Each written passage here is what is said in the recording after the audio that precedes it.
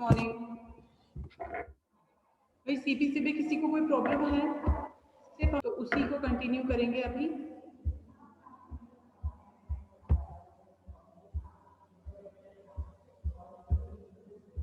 देखिए आप आपका सिलेबस एक बार देख लीजिए सभी लोग। हम लोगों ने 300 से स्टार्ट किया है तो उसको खत्म करके फिर हम लोग 354 से स्टार्ट करेंगे, है ना। और 5th यूनिट आपका पूरा ज्वेनाइल डेलिक्वेंसी से रिलेटेड है।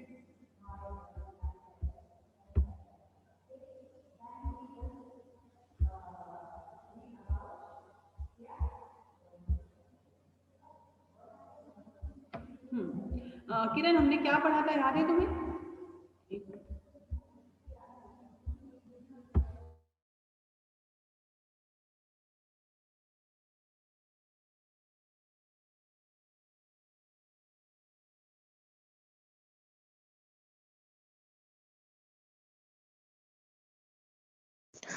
मैम सेक्शन 302 तक हो गया था और केस लॉज भी लिखवाए थे और डबल जेओपार्डी वाला पढ़ा था अपन ने। देखिए 300 मीन्स हमने ये जो मेन आपका पोर्शन है, ओके 300, जिसमें कि हम ये भी बोल सकते हैं कि अगर सीआरपीसी की हम बात करें तो हम एक्यूज के राइट्स जो मैंने उस दिन भी डिस्कस किए थे विद आपका आर्टिकल 20 हमने डिस्कस किया था।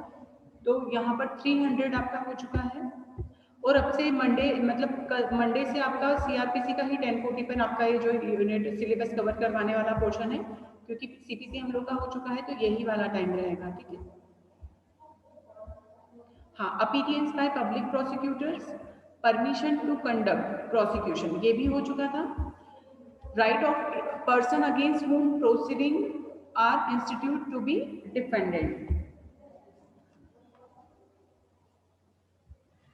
ये भी जब आप मैंने पहले भी कहा है भाई सीआरपीसी और जो भी आपके मेजर एक्ट हैं आपके सिलेबस के, उनमें जब आप कोई भी आंसर तैयार करते हैं तो उसका एक चार्ट बनाकर करिए तो वो आपके लिए हमेशा काम आएगा। अब जैसे मैंने कहा कि राइट टू एक्यूज, अब उसमें आप यहाँ पर ये भी 303 जो है right of person against whom proceeding are institute to be dependent, यहाँ जो व्यक्ति देखिए जिस व्यक्ति के विरुद्ध कार्यवाही संस्थित की गई है उसका प्रतिरक्षा कराने का अधिकार, जिसे दंड न्यायालय मतलब यहाँ पर any person accused of an offence before a criminal court or against whom proceeding are instituted under this code may of right be defended by a pleader of his choice। ये उसके एक तरह का अधिकार है कि जब दंड न्यायालय में उसे किसी अपराध के लिए खड़ा किया गया है तो वह व्यक्ति उस प्रोसीडिंग के अगेंस्ट अपने डिफेंस के लिए अपनी चॉइस का प्लीडर कर सकता है। यहाँ सिंपल सा है, पुलिस के फेवर में एडीपीओ है मींस आपका पब्लिक प्रोसिक्यूटर, और अक्यूज का फेवरेबल या अक्यूज को डिफेंस करने वाला प्राइवेट प्रैक्टिशनर मोस्टली वही होते हैं, और उसे यह अधिकार होगा कि वह अपनी पसंद के अधिवक्ता को या प्लीडर को अपनी प्रतिरक्षा के लिए चुन सके, है ना।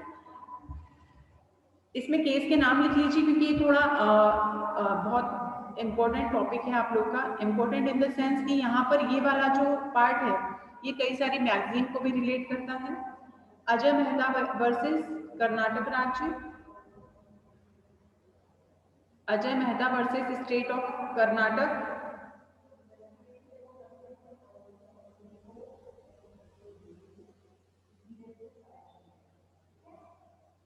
अब देखिए एक चीज मैं आपको बताऊं, एक ये बेसिक जानकारी है प्रैक्टिशनर के लिए मींस प्लीडर के लिए, इस केस के थ्रू ही आप समझ पाएंगे।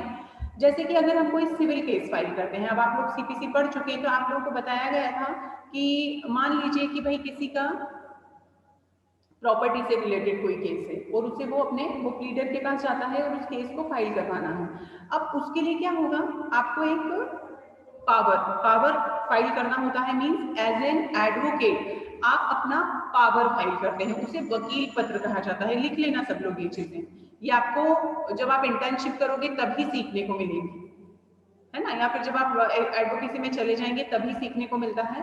तो ये क्या होता है सिविल में जब हम कोई केस को फाइल करते हैं, ये केस इसी से रिलेटेड है Ajay Mehta versus state of Karnataka, कि अगर हम कोई सिविल केस फाइल करते हैं तो पक्षकारों की तरफ से क्या होना चाहिए, पार्टी की तरफ से एक वकील पत्र जिसे कि पावर बोला जाता है एडवोकेट की तरफ से वो फाइल किया जाना जरूरी होता है। पर अगर हम कोई क्रिमिनल केस की बात करते हैं तो यहाँ पर आपका जरूरी नहीं है कि वहां पर आप वकील पत्र ही लगाएं, मीन्स आपका पावर हो। यहाँ पर एक मेमो ऑफ अपीयरेंस करके एक डॉक्यूमेंट होता है जो कोर्ट से ही मतलब कोर्ट के वो जो पूरा का पूरा प्रेमाइसेस से वहीं पर मिल जाता है।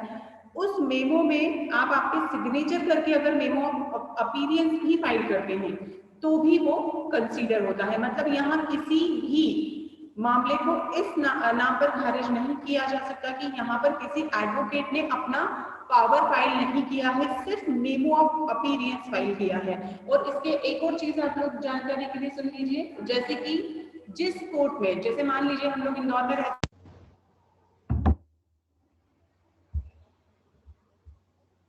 नेटवर्क इशू,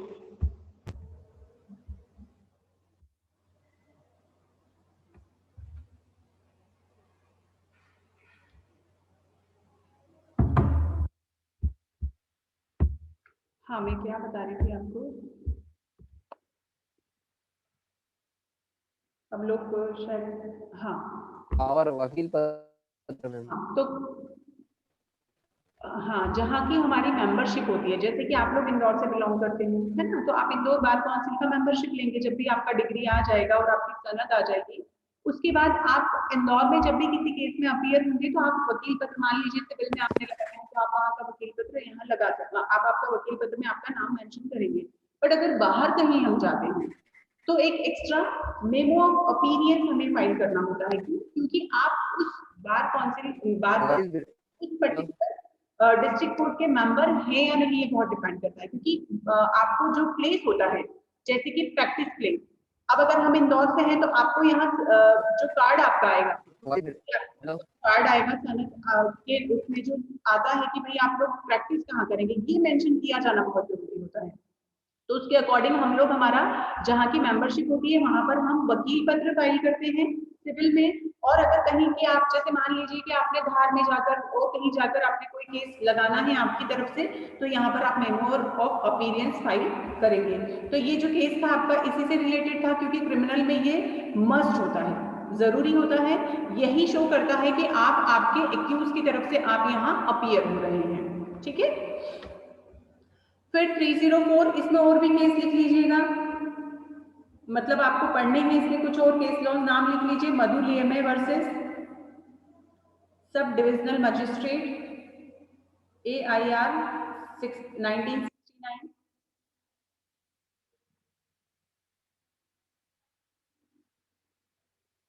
और इसमें मेंशन किया गया है, ये केस बहुत इंपॉर्टेंट है, इसमें मेंशन किया गया है कि अपने पसंद के वकील को करना।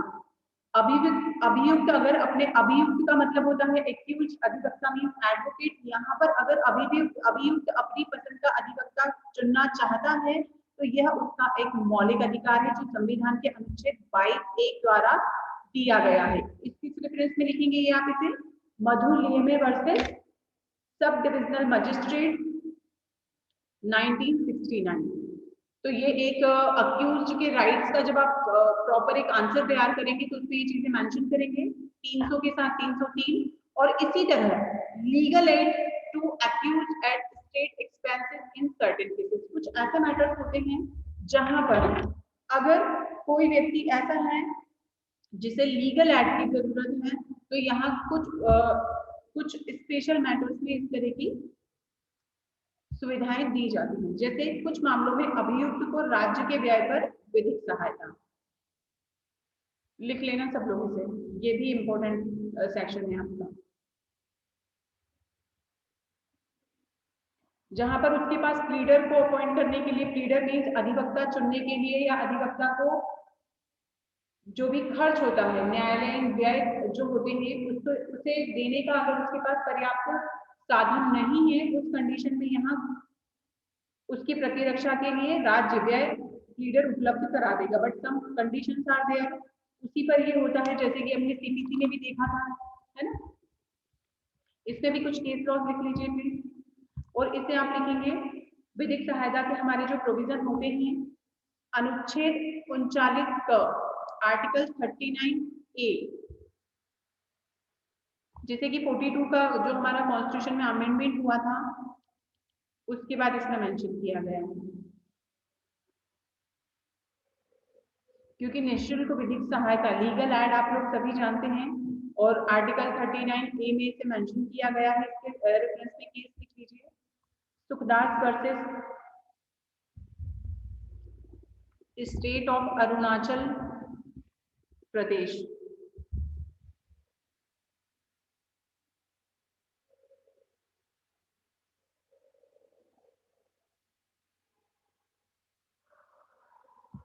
देखिए, अगर कोई कंडीशन इस केस में जो इस केस के रेफरेंस में थोड़ा नोट डाउन करिएगा। जैसे मान लीजिए कि किसी व्यक्ति का हमें समझ आता है कि यह व्यक्ति किसी भी तरह से इस तरह से एलिजिबल नहीं है या उसके पास पर्याप्त साधन नहीं है, तो यहाँ कोर्ट का ये ड्यूटी है कि वो उसे यहाँ इस चीज से अवगत कराए कि आपके पास निःशुल्क विधिक सहायता का भी एक राइट है ना। जैसे हमने देखा कि जब हमने अभी सीपीसी को पढ़ा था, तो आप लोगों ने कई जगह देखा होगा कि बार बार ये मेंशन किया गया है कि कोर्ट को ये बताया जाना चाहिए कोर्ट के द्वारा पार्टीज को कि अगर मान लीजिए वो किसी केस में हार जाते हैं तो उनके पास अपील का राइट है। इसी तरह अक्यूज के मैटर में भी अगर वो नहीं जानता है कि उसे विधिक सहायता दी जा सकती है, तो यहाँ कोर्ट को उसे अगर ऐसी नीड है तो उसे बताया जाना चाहिए, उसे प्रोसेस बताई जानी चाहिए कि आप इस तरह का आवेदन देंगे तो आपके लिए निःशुल्क विधिक सहायता फ्री लीगल एड प्रोवाइड की जा सकती है। एक केस का नाम हो सकते इसमें ट्राइब्यून नजारत वर्सेस स्टेट ऑफ महाराष्ट्र, है ना। इसमें ये प्रोविजन सारे आप लोग पढ़ेंगे सेक्शन, और इन सेक्शन को हाईलाइट करके रखेंगे कि हम पढ़ क्या रहे हैं, general provisions of inquiry and trial, है ना। बट इनमें भी जो मोस्ट इंपोर्टेंट पार्ट है, क्योंकि देखिए दो चीजें होती हैं, अगर हम सीआरपीसी पढ़ते हैं या हम लोग कोई भी क्रिमिनल केस को पर जब स्टडी करते हैं तो हमारे पास दो चीजें हैं, एक हमारे पास है एक्यूज, एक हमारे पास है विक्टिम। ये दो चीजों पर ही केस चलेगा। अब यहाँ पर अक्यूज और विक्टिम, इन दोनों के राइट्स, प्रोविजन, प्रोसीजर, क्या प्रक्रिया होगी, जरूरी नहीं है व्यक्ति ने क्राइम किया ही है देन उसको डिफेंस किए जाने की किस तरह से राइट हो, इन्वेस्टिगेशन किस तरह से हो, ट्रायल किस तरह से हो, ट्रायल में कौन सुप्रीम होगा।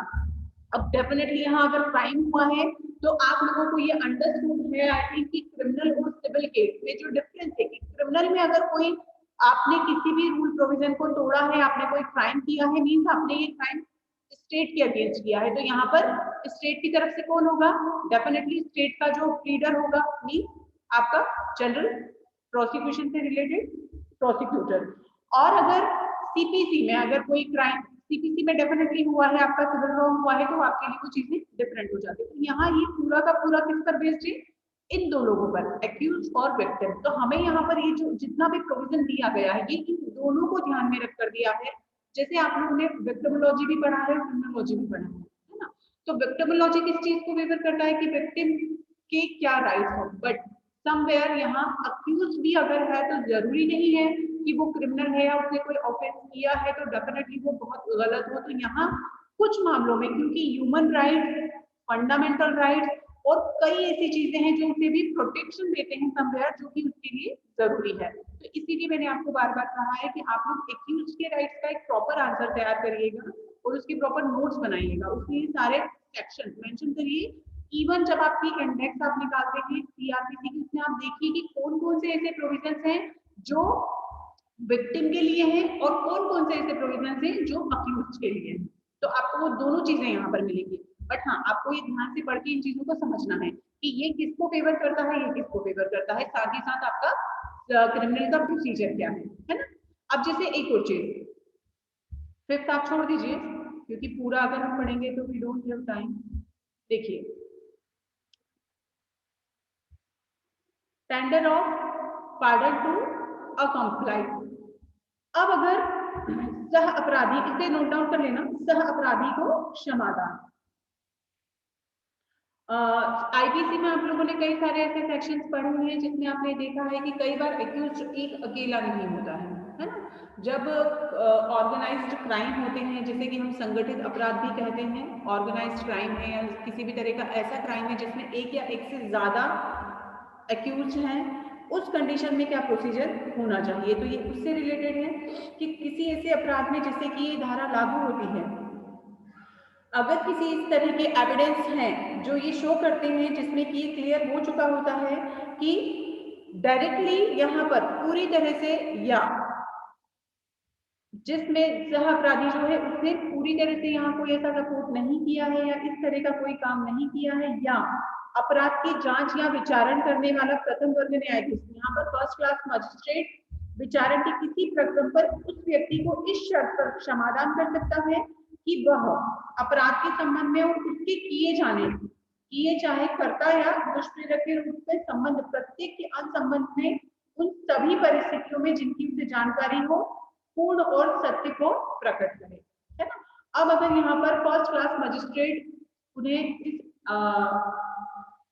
कन्फेशन में ले लेता है कि आप यहाँ पर इस तरह की चीजें अगर शो करते हैं, तो यहाँ सह अपराधी को कि उस संबंध में जो क्राइम किया गया है उससे रिलेटेड सारा का सारा प्रोसीजर शुरू कहाँ से शुरू हुआ, उसका षड्यंत्र कैसे हुआ, उसके संबंध में किस तरह से एक्ट किया गया, किस किस तरह से उस पूरे एक्ट को या क्राइम को फाइनल किया गया या डन किया गया, उन सारे मामलों में अगर वह पूर्ण और सत्य जानकारी पूरी तरह से कन्फेशन करने को तैयार होता है, तो यहाँ पर कुछ मामलों में सह अपराधी को पूरी तरह से छोड़ दिया जाएगा, बट उसके संबंध में कुछ कंडीशंस आ गया है।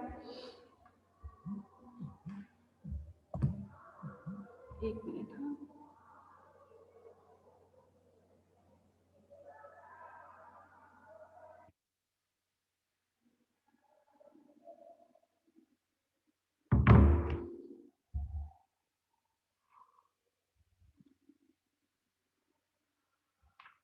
देखिए इसमें एक बहुत लंबी लिस्ट इन्होंने दी हुई है कि कब कोई को-ऑफेंडर को क्षमादान दिया जा सकता है ना। तो यहाँ पर कब जब मान लीजिए कि कोई भी सेशन कोड जो है आपका, उसमें जो अमेंडमेंट के साथ अगर कोई स्पेशल कोड है उसमें उससे रिलेटेड कोई मैटर है तो, या फिर कोई ऐसा क्राइम है जिसमें कि पनिशमेंट 7 ईयर्स तक का है और रिगोरियस है,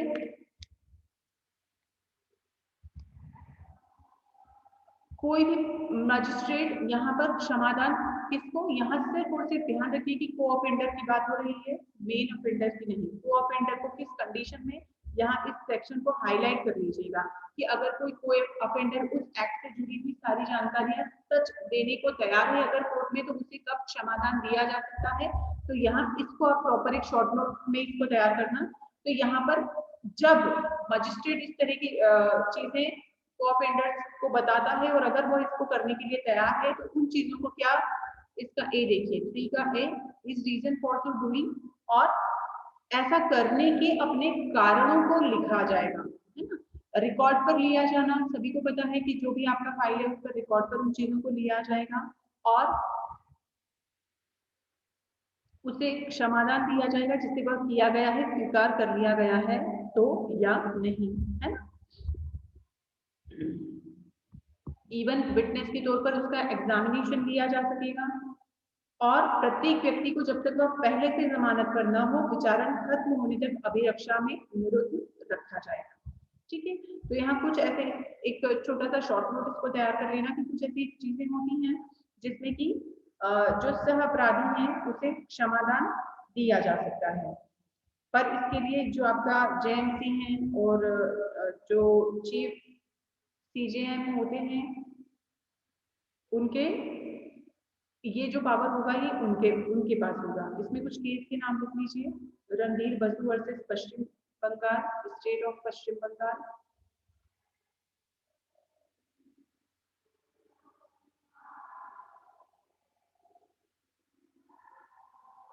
Randhir Basu versus state of Paschim Bengal, और एक और लिखिए इसमें Renuka Bai versus state of Maharashtra. देखिए इस केस में क्या हुआ था, जैसे सिंपली आप लोगों को अगर सेक्शन पूरा समझ में नहीं आता है और कंफ्यूजन होता है तो ये केस लॉज आपको इसीलिए बताए गए हैं, क्योंकि यहाँ जब हम सेक्शन पढ़ते हैं तो उसका जो लैंग्वेज होता है वो थोड़ा टफ होता है तो इसकी बजाय जब आप केस पढ़ेंगे तो आपको सीधे से एक सीन समझ में आ जाएगा। जैसे इस केस में क्या हुआ कि भाई 306 में किसी एक को-ऑफेंडर को क्षमा डाल दिया गया, पर उसके साथ उसे मिथ्या साक्ष्य मतलब झूठे एविडेंस देने का उस पर आरोप लगाया गया था, चार्ज लगाया गया था।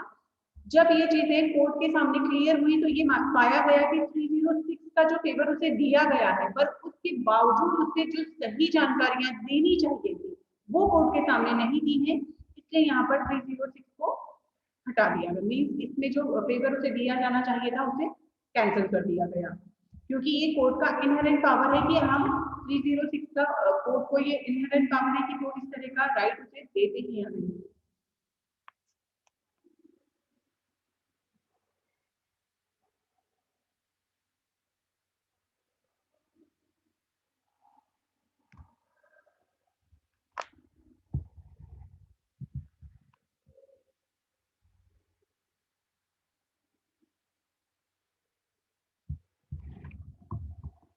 सरकारी गवाह बन जाना या अप्रूवर हो जाना, ये सब कब होगा? जब उसका प्रॉपर परीक्षण मीन्स एग्जाम चीफ और क्रॉस एग्जामिनेशन हो चुका हो तब।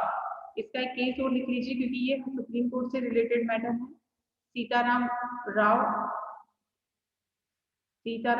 Sao versus state of Jharkhand.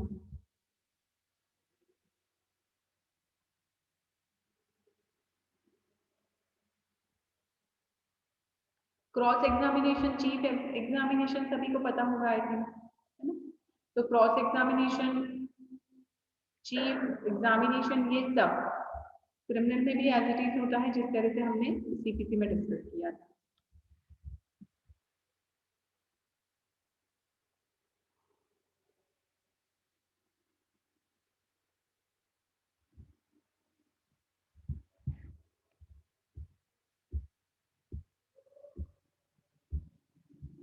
देखिए अब हम कुछ इंपॉर्टेंट सेक्शन ही पढ़ेंगे।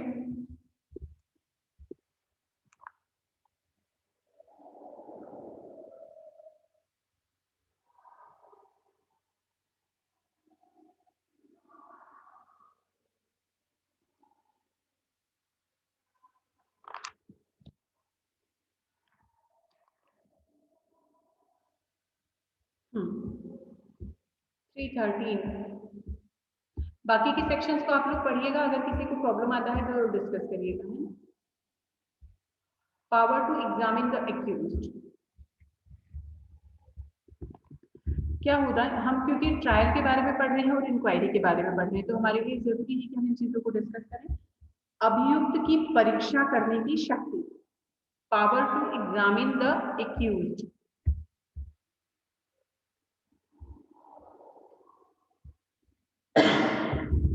देखिए एक्यूज्ड का एग्जामिनेशन कराया जाना, प्रत्येक जांच विचारण में इस प्रयोजन से कि अभियुक्त के विरुद्ध साक्ष्य में प्रकट होने वाली किन्हीं भी परिस्थितियों का स्वयं स्पष्टीकरण कर सके। इसलिए न्यायालय किसी प्रकरण में अभियुक्त को पहले चेतावनी दिए बिना उससे ऐसे प्रश्न कर सकता है जो न्यायालय ठीक समझे।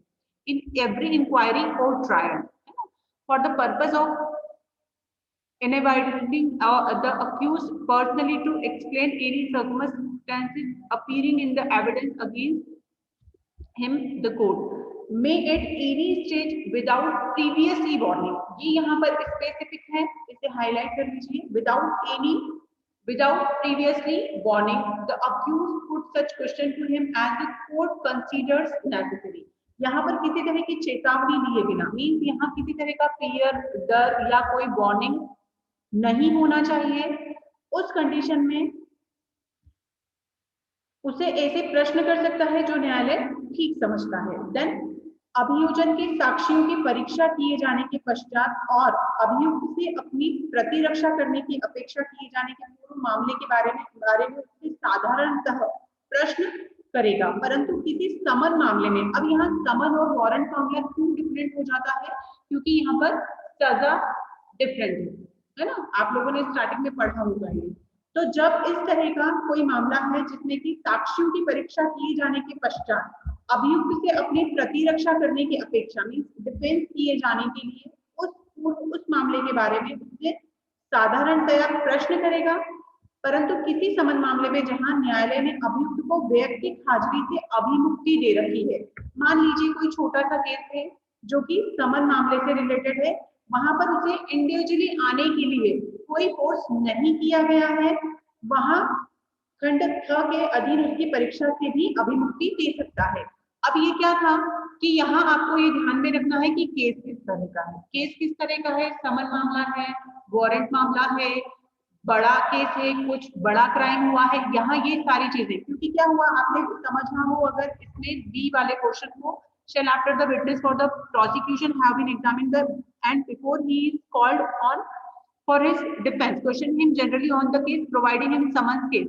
यहाँ पर ये जो समन्स मामले मतलब ये होता है कि जो छोटे मोटे केस होते हैं जो कि आईपीसी में आप लोग पढ़े हैं, 3 महीने की सजा, 6 महीने की सजा, इस तरह की अगर कोई मैटर्स हैं, उनमें अगर कोई केस है तो यहाँ पर उसे एग्जामिनेशन के लिए भी जरूरी अगर कोर्ट को नहीं लगता है तो वो उसे इवन इंडिविजुअल अपीयरेंस, जैसे क्या होता है टाइम पे आना, तारीख पर आना, अपीयर होना, कोर्ट के समक्ष आना, शहर छोड़कर नहीं जाना, हाजिरी लगाना, थाने में उपस्थित होना, ये सब क्या होते हैं, कुछ कुछ मामलों में इस तरह की कंडीशन होती है कि आपको यहाँ पर अभियुक्त को इस तरह से अपीयरेंस देना है, चाहे वो कोर्ट का हो सकता है, थाने का हो सकता है। तो यहाँ जब इस तरह की चीजें मामला समझ से, तो इस तरह की चीजों से उसे छूट दी जा सकती है। पर जब अभियुक्त की उपधारा 1 के अधीन परीक्षा ली जाती है तो उसे कोई शपथ नहीं दिलाई जाएगी। ठीक है, उपधारा 1 कौन सा? फर्स्ट, इन एवरी इंक्वायरी और trial for the purpose of, यहाँ से। ठीक, अब आप 3 में देखेंगे, the accused shall not render himself liable to punishment by refusing to answer such questions or by giving false answer to them। अभियुक्त ऐसे प्रश्नों के उत्तर देने से इनकार करने से या उसके मिथ्या उत्तर देने से दंडनीय न हो जाएगा। क्या होता है कि अगर देखिए कोर्ट में पूछा गया, चार्जशीट दायर होती है, पता ही होगा आप लोगों को। अब चार्जशीट के समय पर जब चार्जशीट बनाई जाती है, कोर्ट ने पूछा है कि भाई आपने क्राइम किया है, तो डेफिनेटली क्या करेगा, बोल देगा कि हाँ मैंने क्राइम किया है। अगर वो ऐसा बोल देता है तो फिर तो बहुत सी चीजें वहीं खत्म हो जाती हैं। तो सिर्फ उसके कुछ प्रश्नों के उत्तर न देने से या कुछ प्रश्नों के उत्तर गलत देने से या झूठे दे देने से ये नहीं हो जाता है कि उसे उसी टाइम पनिश कर दिया जाए। यहाँ पर उसके एग्जामिनेशन में गलत गवाही या झूठे आंसर दिए जाने को पनिश नहीं किया जाना है। यहाँ जो ट्रायल चल रहा है वो है उस पर्टिकुलर एक्ट के लिए, उस पर्टिकुलर क्राइम के लिए जो उसने किया है। क्लियर? अभियुक्त द्वारा, इसमें 4 पढ़ेंगे आप लोग। अभियुक्त द्वारा दिए गए उत्तरों पर उस जांच या विचारण में विचार किया जा सकता है और किसी अन्य ऐसे अपराध के जिसका उसके द्वारा किया जाना दर्शाने की उन उत्तरों की प्रवृत्ति को किसी अन्य जांच या विचारण में ऐसे उत्तरों को उसके पक्ष में या उसके विरुद्ध साक्ष्य के तौर पर रखा जा सकता है। अब मान लीजिए भाई कि कोर्ट ने कोई क्वेश्चन पूछा है, अब उसका आंसर देने में ही अक्यूज ने कुछ ऐसी चीजें मेंशन कर दी जो उस चार्जशीट में या उसके ऊपर उस तरह के क्राइम के सेक्शंस नहीं लगाए गए हैं, और अगर कोर्ट को लगता है कि उसके उन आंसर्स के कारण और नई चीजें सामने आई हैं या कुछ ऐसी चीजें सामने आती हैं जो उसके लिए फेवरेबल है, तो उन चीजों को यहाँ कोर्ट कंसीडर कर सकता है। मतलब दोनों तरह की चीजें हो सकती हैं, या तो उसके फेवरेबल भी हो सकती है जब उससे क्वेश्चन किए गए हैं और उसने उस तरह का कोई आंसर किया जिसमें ये क्लियरली निकल कर आता है कि भाई उसने ये यहाँ उसे डिफेंस किया जा सकता है,